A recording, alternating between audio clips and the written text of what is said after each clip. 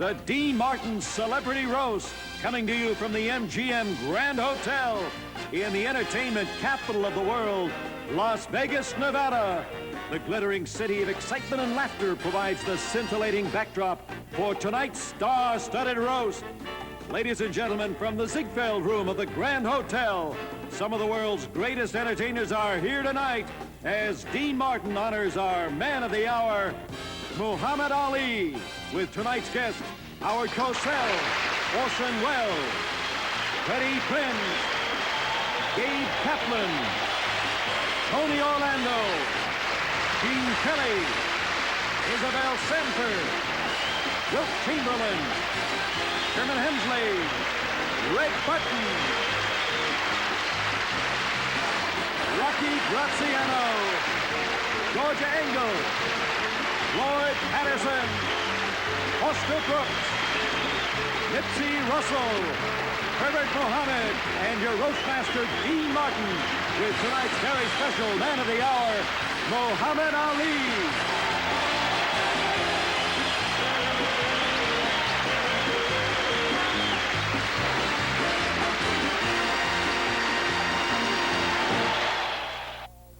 Whenever you see this guy, he's always yelling, "Are the greatest? Are the greatest?" Now, lots of people don't agree, like Joe Frazier, Ken Norton, and a cocktail waitress in Cleveland.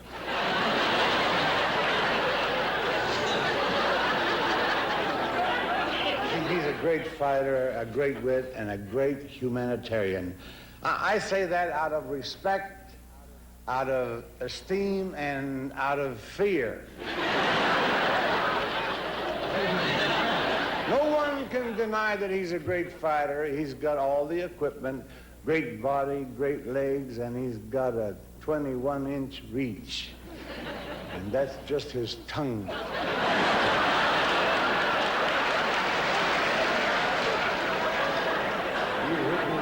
Flattening up, tell you.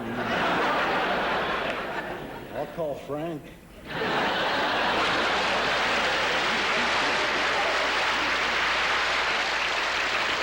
Mr. Freddie Prinze.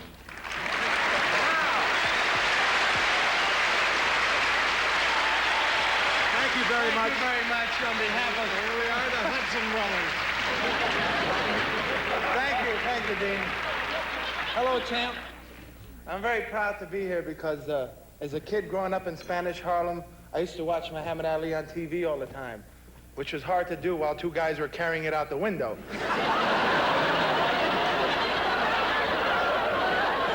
Muhammad Ali, I like him because he's a very moral man. He doesn't smoke, doesn't drink, doesn't gamble, doesn't go running around with wild women. If I did that, I could beat up everybody too. And he's a God-fearing man. It's nice to know he's afraid of somebody. See, but Muhammad Ali showed all us kids that it was possible for a poor boy to get out of the ghetto. And that's what my mother always wanted for me. She would say to me, "Freddy, what's the matter with you? Don't hang around, go to college, be a doctor." Who wanted to be a doctor in my neighborhood? It's difficult to make a house call to a burning house. Or she would say, "Freddy, be a dentist. There's plenty of teeth in the neighborhood." And she was right. They were over there, over there. Anyway, what's the big deal about going to college to learn how to be something? Especially with today's job situation. What do you need college for? So you can hold a better conversation in the unemployment line? So you can say to the cashier, "May I have my weekly benefits?" instead of, "Give me my money, sucker."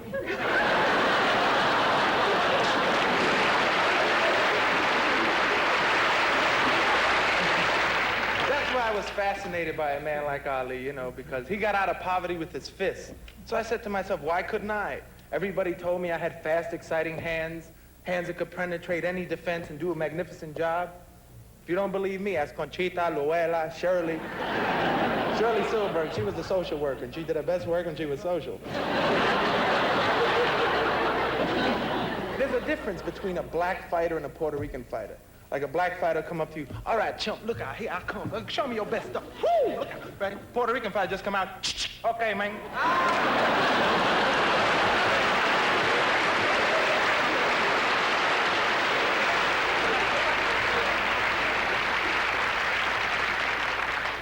See, but Muhammad Ali is my idol, and I gave up the idea of being a fighter, though. I did, you know, because, champ, I'll tell you why in your own poetic way. I thought I would take up fighting to win my fortune and fame. I thought I could whoop them other cats and be tops in the fighting game. So I showed my stuff to my buddies, and this is what they saw. I was fighting just like Ali, but I did it like Ali McGraw.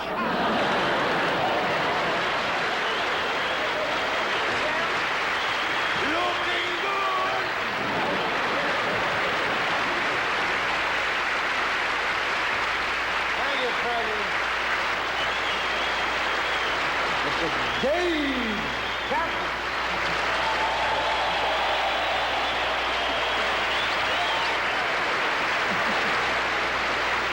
Anyway, I really can relate to being here tonight because I have a history of boxers in my family. First of all, there was my uncle, Slapsy Maxie Kaplan. You know, a lot of fighters train on steaks. My uncle ate nothing but pickled herring. He couldn't box, but he knocked out his opponents with his breath. We're talking about boxers. We have a lot of greats here tonight. We have Floyd Patterson. Floyd is the first man to regain the heavyweight championship.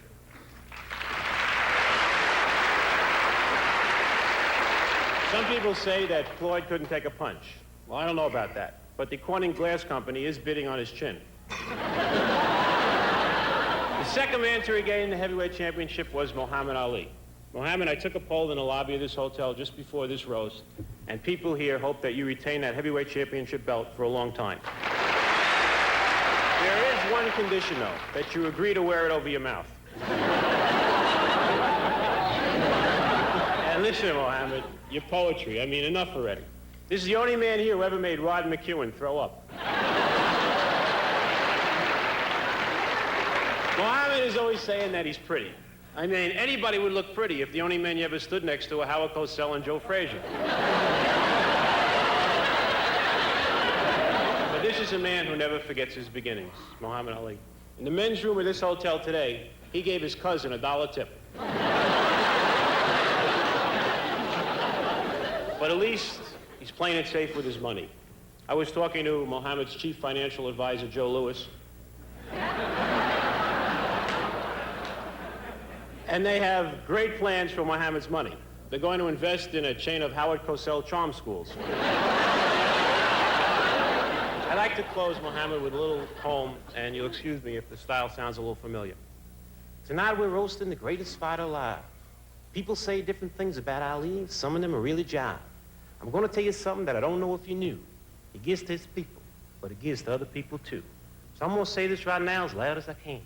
Sitting right over here is a mighty big man. Yeah.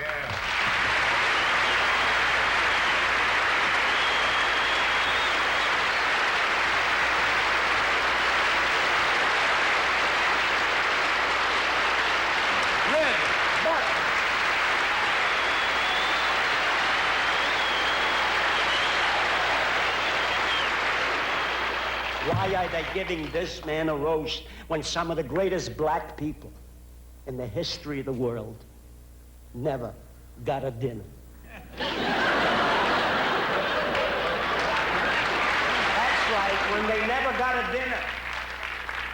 Sidney Poitier, who once said to Lester Maddox, "Guess who's not coming to dinner?" Never got a dinner. George Foreman, who said to the referee during the Ali fight, "I think he's got a razor." Crispus Attucks, the black Revolutionary War hero who said at the Battle of Bunker Hill, "Don't fire till you see the white." Never got a dinner. Will Chamberlain's mother, who once said, "Kids don't look up to their parents anymore."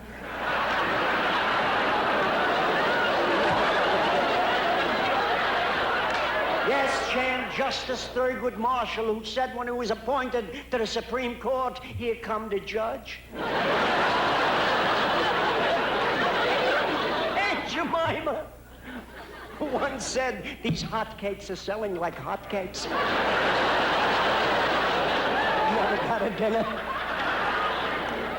Uncle Remus, who once said to Uncle Ben, "You're a credit to your rice."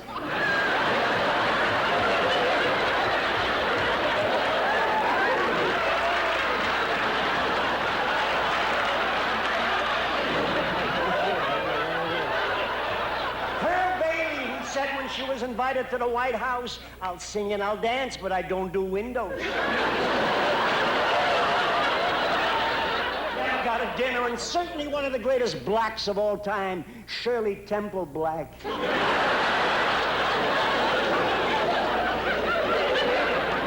Got a dinner, but as ambassador to Ghana, she could beat a dinner.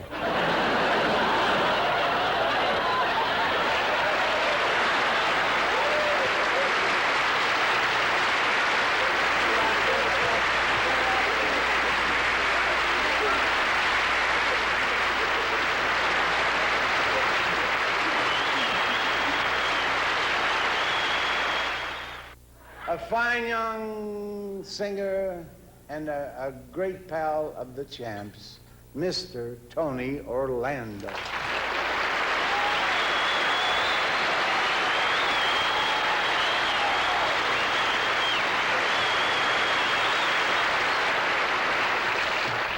You can't go on fighting forever, Mohammed. I mean, let's face it, you're not Sonny and Cher. Matter of fact, he's so enterprising, Mohammed. One night he called Freddie and I. Freddie Prinz with the house. Remember this one, Freddie? Yeah. Calls up, always creating a new business idea in case it's all over, and he says, "Tony, I got it. Me, you, and Freddie are going into a soap detergent business. We're gonna call it Spick and Shine."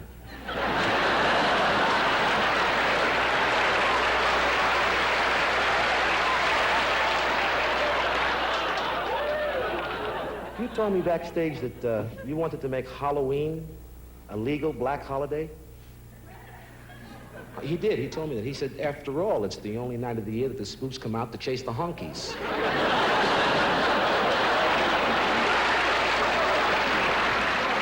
This is all in good fun, Mohammed. Don't hold this against me. Actually, good luck, champ, because you are, without a doubt, the greatest fighter since Cassius Clay.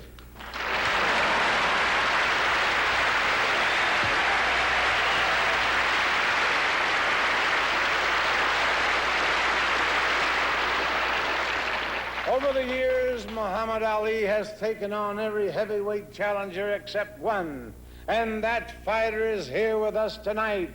Ladies and gentlemen, the Beast of Bayonne, the Great White Hope, Billy Boom Boom Berkowitz.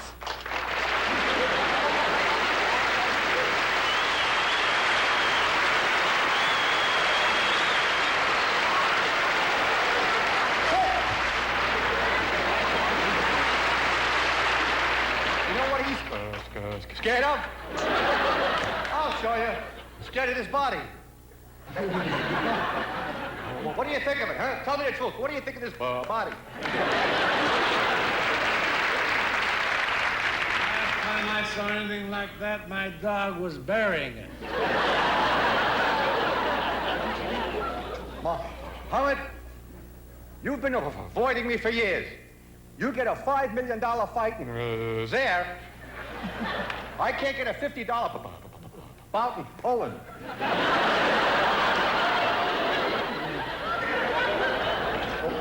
All you give me is promises. You're all talk. That's what you are, talk. When they built your mouthpiece, they made the mold from the Holland Tunnel.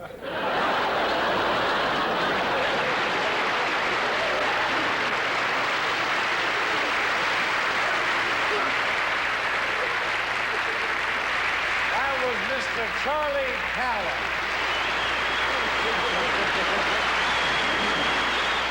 Wilt Chamberlain. Our next guest is an athlete who holds all kinds of scoring records, and some of them in basketball.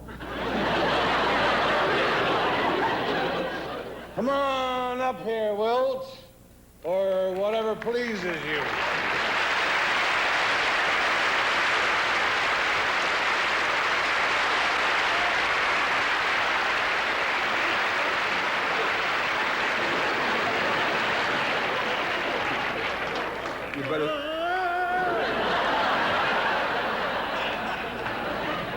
sit down before I slam one paisano.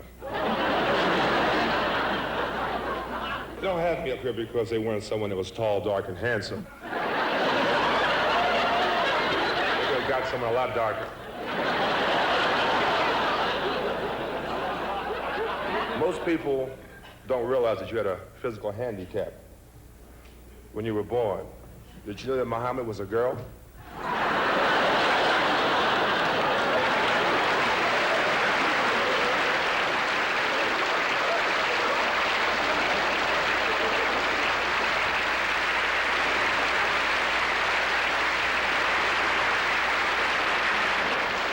One of the favorite people and one of the nicest ladies I know is Georgia Engel, the Mary Tyler Moore Show. Georgia is so kind and considerate that she leaves a nightlight on for burglars. Georgia Engel.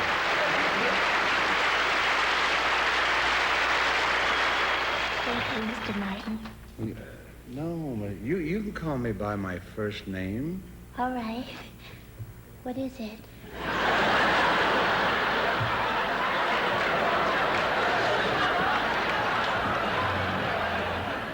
Whenever I do these roasts, the producer supplies me with some rough zingers to say about the guests here on the dais. So here I am again, once again, with some more raps, slams, put-down shticks, and a couple of rim shot hits.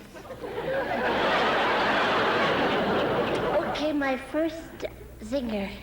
I'm glad to see Howard Cosell here. Howard recently had his own television variety show. The rating was so low, only the Gophers were watching.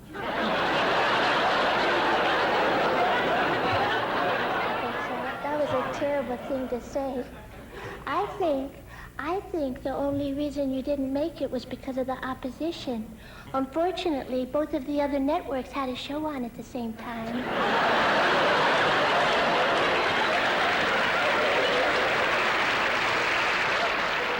Of course, Dean Martin is here as always. Don't you like that handkerchief in his breast pocket? It used to be white until he rubbed his eyes with it.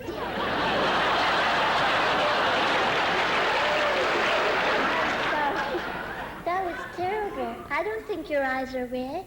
Of course, I've never really seen them open. It's nice to see my friend Tony Orlando here tonight. The way Tony sings, dances, and does comedy, they should change the name of his act to Yawn and Dawn.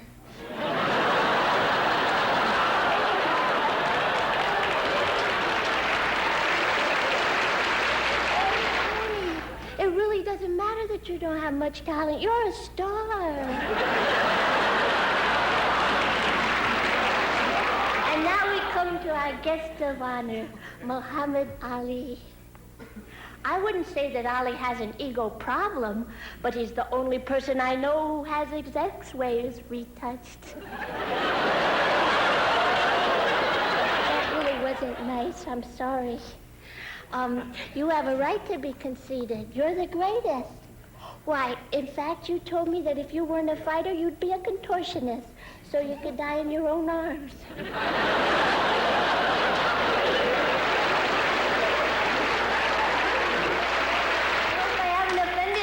That's it for the zingers.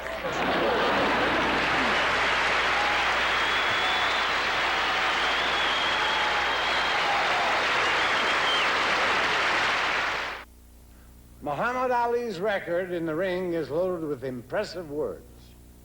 His recent knockout of Joe Frazier in Manila was one of the most exciting fights of this decade. And many sports writers have written it up, well, in glowing terms. Here with us tonight is one of those writers who covered this bout. He's from the Louisville Courier. Ladies and gentlemen, Mr. Bill Christo.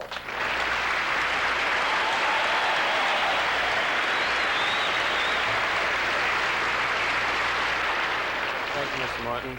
You're absolutely right when you say that the Manila fight was one of the greatest fights in history, but it wasn't perfect, Ali. This was missing.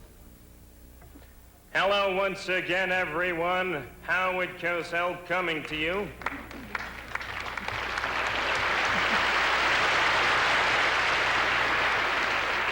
We are coming to you live via satellite from Manila, the Philippines, pearl of the South Pacific. Muhammad, come, Angelo, get Muhammad over here. Here he is now, Muhammad Ali. Muhammad Frazier was incredible. How'd you feel about the contest? Everybody's talking about Joe Frazier. Don't talk about Joe.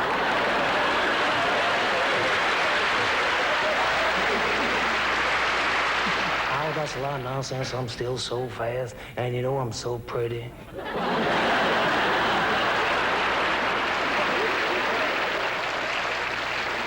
I'm so fast I can turn out the lights in my bedroom, be in the bed before the room gets dark. In retrospect, looking back.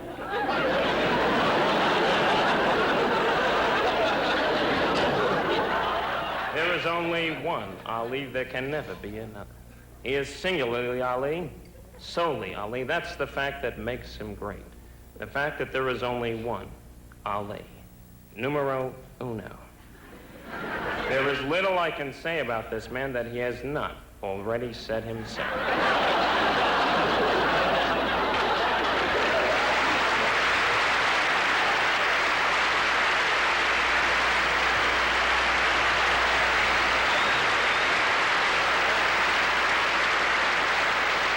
Patterson was always considered one of the smartest fighters in the business.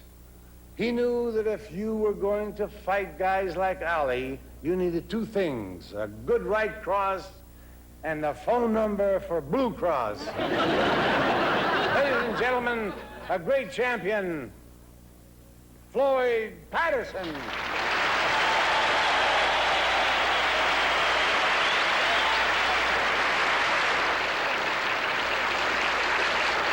Thank you, Dean. It's good to be standing here. Because whether he likes it or not, the champ has to look up to me.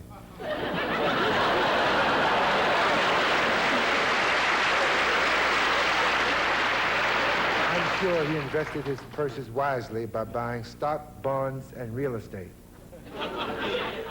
But by now he must be interested in the bakery business. Because no fighter has ever had as much experience with cream puffs.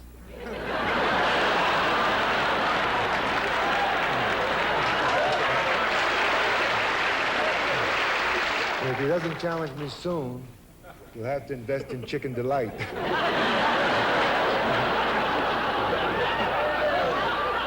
I suppose my biggest mistake was not taking the champ seriously when I signed to fight him. All I heard about him was he danced around the ring spouting poetry. He kept saying, I'm gonna whoop you, whoop you, whoop you. I said, that's whip, whip, whip. I don't mind if you're brutal, but don't be illiterate. The champ always says he's the greatest, but he never finishes that statement.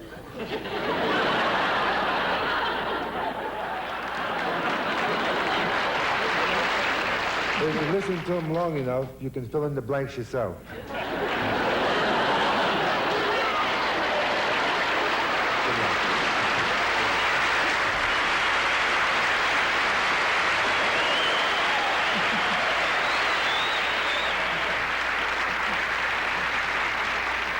Thanks, Floyd. And after the show, I'd love to have you stop in my dressing room. I'll show you what it's like to have a real championship belt.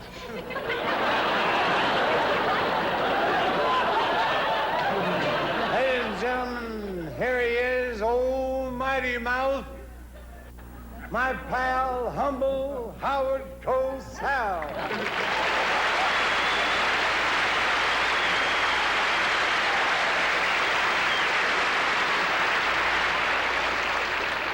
Thank you, Dino. It's What the hell right you got to call me Dino? A sudden resort to vocal truculence hardly becomes you, Dino. I never truck in my life. You know, my friend, it suddenly occurred to me that you and I could do a little dance act. Do it together. The next time you play this hotel, we could call it a tantalizing tandem of toe-tapping terpsichore. I could just see our names on the marquee. Humble and Stumble. I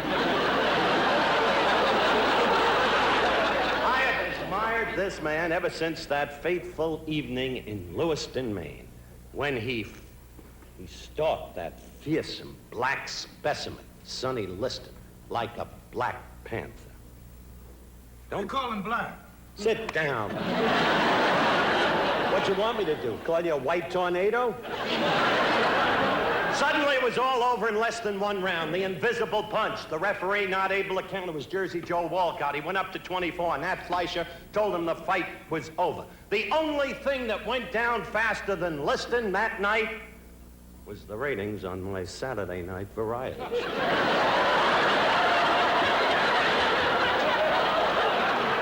Many of you have criticized Ali's performance in the ring, but he has every right to say, I am the greatest. What other fighter has a heartbeat of 50 per minute and a mouth beat of 280? Muhammad, I don't care what any of these detractors have to say. If I was shipwrecked on a desert island and I could pick one man to have as my companion, I'd pick you.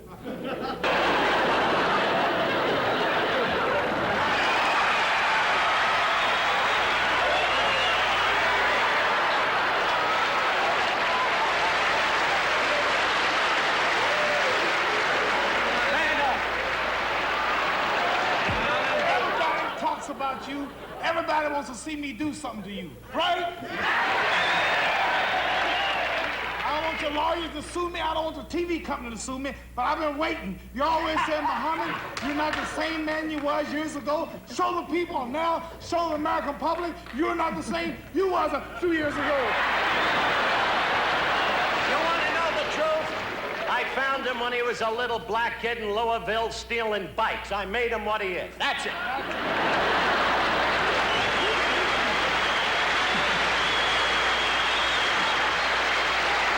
No fighter practices more and harder than our honored guest. We have with us tonight the person who helps hone this great fighting machine to a keen edge. Ladies and gentlemen, Muhammad Ali's sparring partner, K.O. Kelly.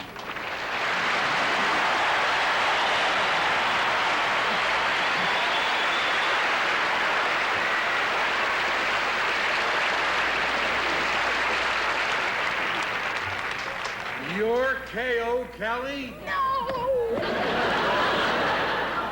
I'm his girlfriend. Oh, I'm on to you, you boozer. I wasn't born yesterday. I know you couldn't get that ugly in 24 hours.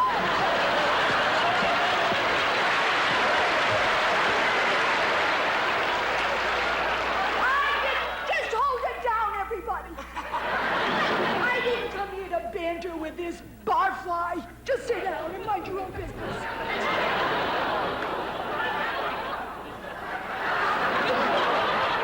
There's something I want to say to this bronze bully. Listen, Jive Turkey. The man ruined my life. Every time my boyfriend comes over after boxing with him, he's so tired doing the shuffle with Ali. He can't do the hustle with me. He starts out in the morning skipping rope, and then at night he skips me. I'll never forget when I first met K.O. Kelly. He was fighting 3-rounders in the preliminaries. But we took one look at each other and decided to skip the preliminaries. Everything was wonderful until he became Ali's sparring partner. Then workouts all the time, day and night and day. Even in the back seat of the Jeep, he never laid a glove on me. Ali always made fun of my boyfriend. Just because his hair is turning gray, it doesn't mean you have to call him Whitey.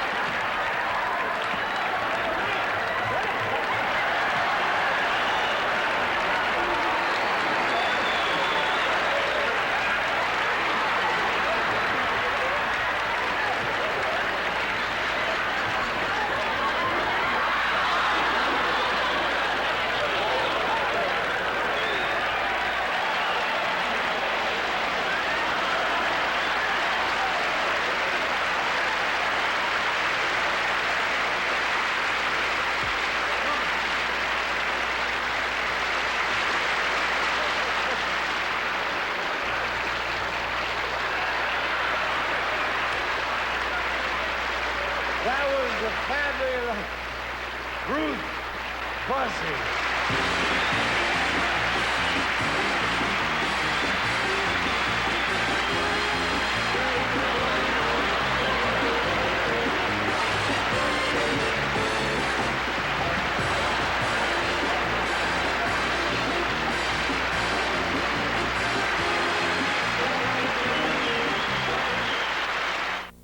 Ladies and gentlemen, one of Hollywood's truly great talents, actor, dancer, singer, director, superstar, Mr. Gene Kelly.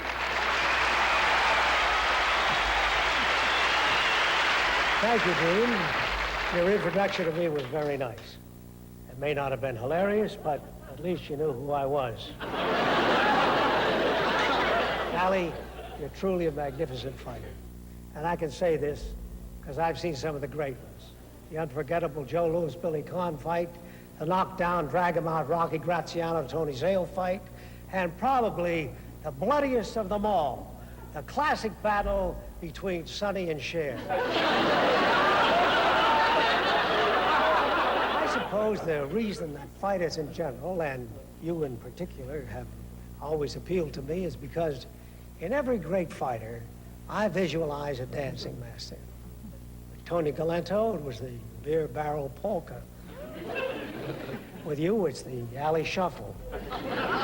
And anyone who's ever paid $100 to see you fight knows you're great at the hustle. As much as I respect you as a fighter, I respect you more as a human being. Because I'll never forget the time when you held that press conference in Beverly Hills. And I brought my two children, Bridget and Tim, down there because they wanted to meet you.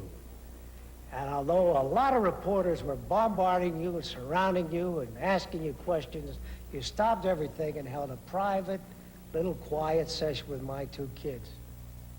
And neither I nor my children will ever forget your warmth and your tenderness.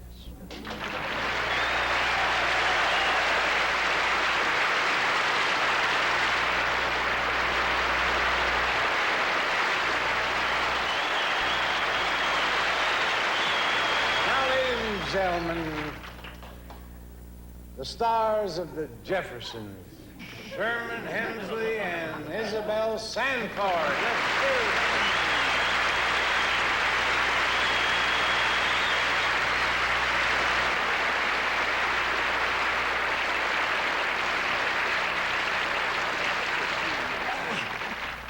Thank you, Dean. Oh, that's all right. Hey, hold it. If anybody's gonna thank Dean Martin, I'll do it. Oh, all right, go ahead. But who wants to thank that turkey? So, you Muhammad Ali, huh? You like that much to me? Look like nothing to me, chump. You wanna step out in the alley?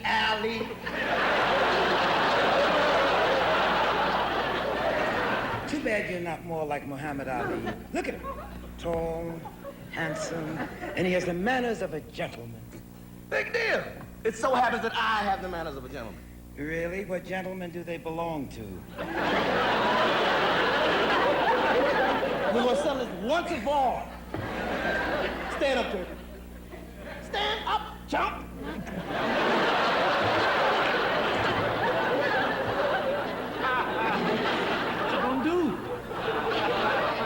You lucky I can't stand the sight of blood. Especially your own blood. Yeah, I'm for real. No, I'm for real too.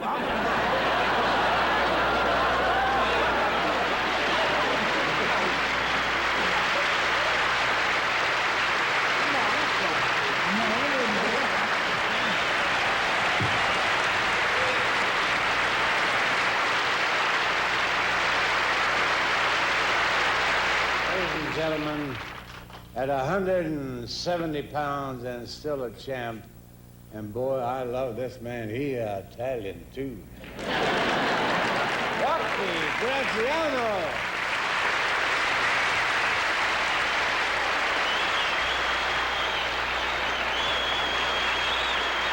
We got so much in common, Muhammad. I read a book You read a book.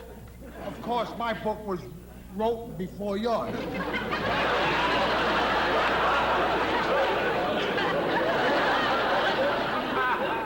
My book was called Somebody Up There Likes Me. They made a movie from it with Paul Newman. I could have done the part, you know, but I wanted to give that Paul Newman a break. It's real literature. To me, when they list the literary men who wake on the paper, your name will be there with all the other great literaries.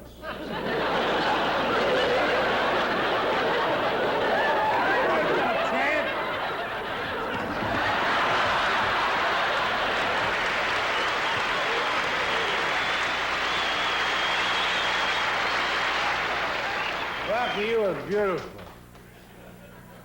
But the book wasn't rotten. It was rotten.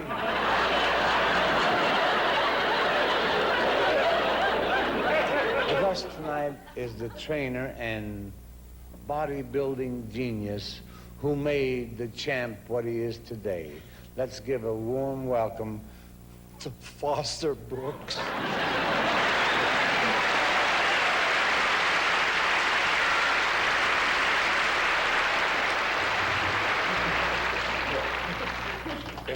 It's amazing. He's a fighter and you have the alcohol rub. The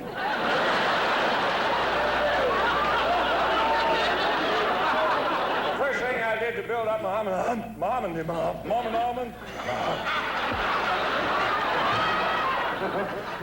you know, it's this brown clown here. First thing I did was to change Muhammad's diet. He was eating collard greens. But that's what collard folks eat.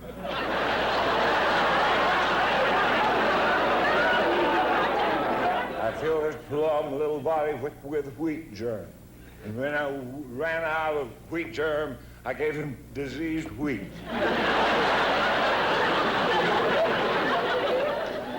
After I built his body, I had to teach him the famous Ali shuffle.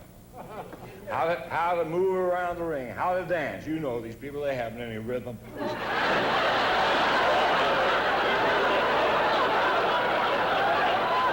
I changed the champ into a super fighter he is today, he was a different man.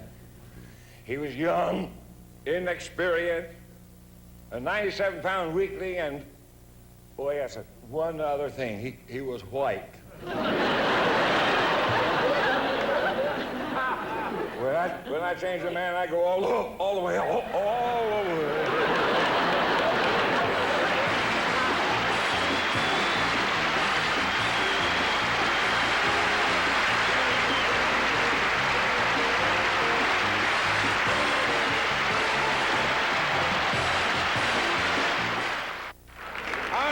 Guest is the brilliant Orson Welles. Who will ever forget that scary radio show he did? It drove thousands of people into the streets screaming. The last time I heard such screaming was the night Howard Cosell walked into the casino of the MGM Grand without his hairpiece.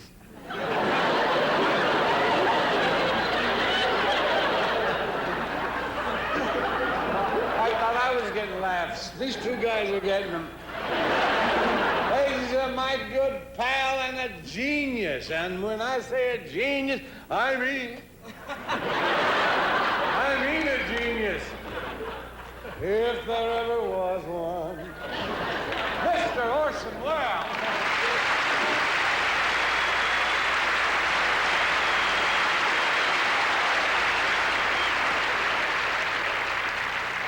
I'm most grateful for that very eloquent and laudatory introduction.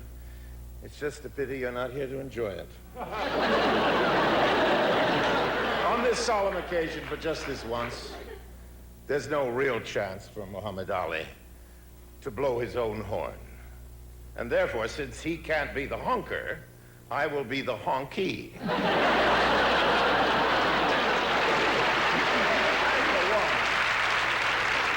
did not come here to bury this sepia Caesar, but to praise him. On the other hand, every time he opens his mouth, he buries himself. So Muhammad Ali, the author, seriously, the versifier, the poet that I'd like to speak, and I'm sure the Dean is vitally interested in that aspect of Muhammad's versatility. Aren't you, Dean?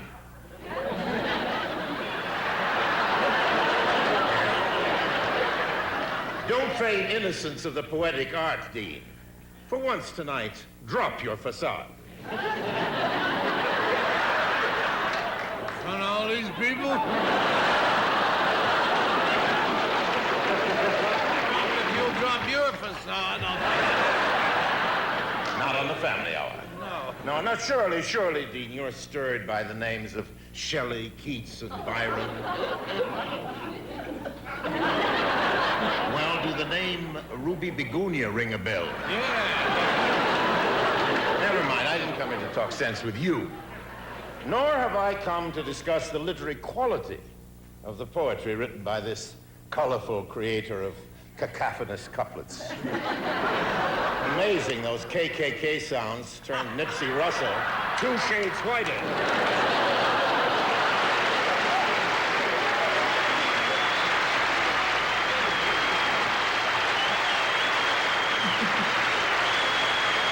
Mr. Nipsey, yes.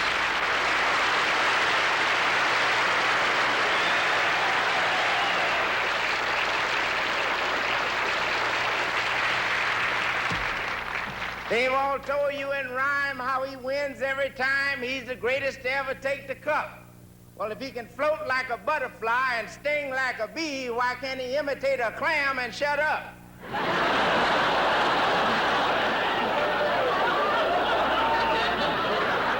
We are roasting tonight the most illustrious, the most magnificent superhuman on the planet Earth. He is really a big man in every respect. Big reputation, and big in size. If you want to appreciate how big he is, we were in the casino. There was a little white fella there gambling. He had 21 and was scared to say blackjack. The dealer said, "What you got?" He said, "Gin."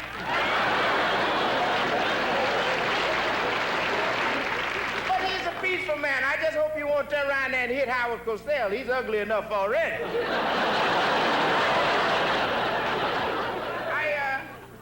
I guess I don't have to tell you how beautiful he is, but I can tell you he was backstage with a looking glass in his hand. He said, "Mirror, mirror in my hand, who is the fairest in this land?" Cosell leaned over and said, "It's still Snow White, baby, don't you forget it."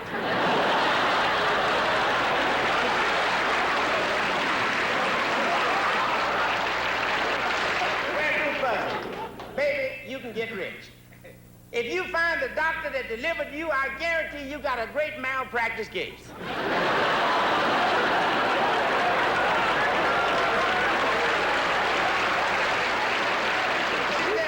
She said, "Mr. Ali, when I'm near you, I just get so flustered and so bothered." He said, "You may be flustered, baby, but you won't be bothered." Tony Orlando, we heard your jokes. And we've heard you sing, and we're going to tie that yellow ribbon around your mouth. Freddie Prinze. They look alike. Freddie and Tony. I guess they all look alike too, don't they?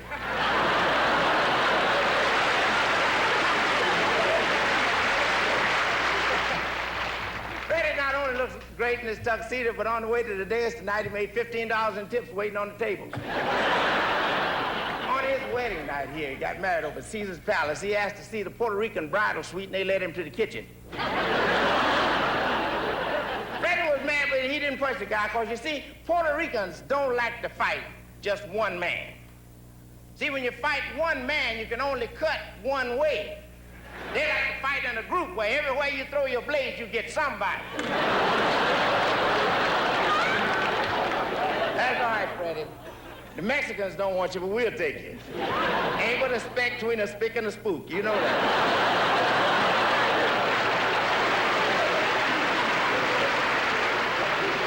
When I heard the title of Gabe Kaplan's show, Comeback Carter, I thought it was about a convict. You see, where I live, when we tell a guy, "Welcome back," there's only one place he's been.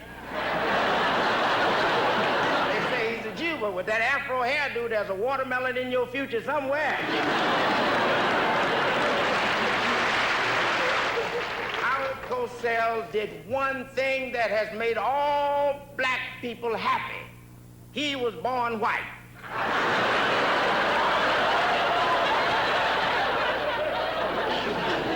But we are talking tonight about, I guess, the most agile technician in the pugilistic history.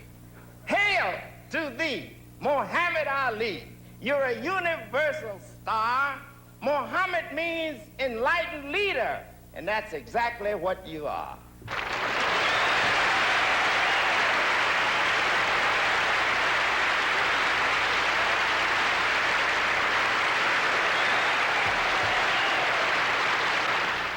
Now it's time for the KO punch. Here's our man of the hour, the heavyweight champion of the world, ladies and gentlemen, Mr. Muhammad Ali.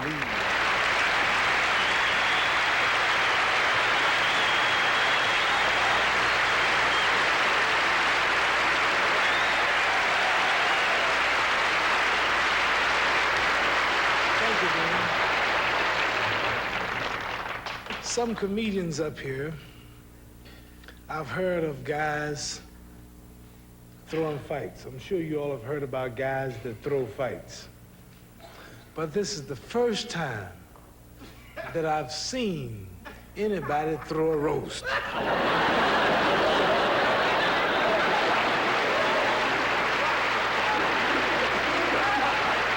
And Isabel Sanford and Sherman Hemsley. The way you were squabbling and scrambling, you were almost as bad as white folks.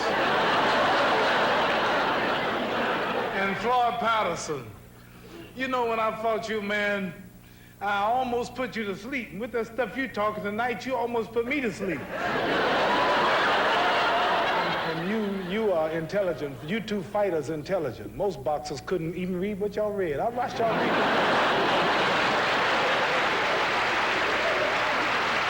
No kidding. You get George Foreman or Joe Frazier kidding on that pretty good.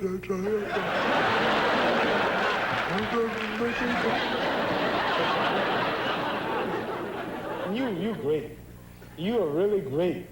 I mean, you come here high and you still can make it look good. It don't seem like a man would have a big television show like this and such a world figure, nice looking, and he don't care nothing about these shows. He don't care nothing about the strips. He came in today, hey, champ. How you feeling? That's fine. Got your thing down, see ya? All right, I'm going. Hey, George. See, he's serious. Everybody's got some type of talent, Cosell.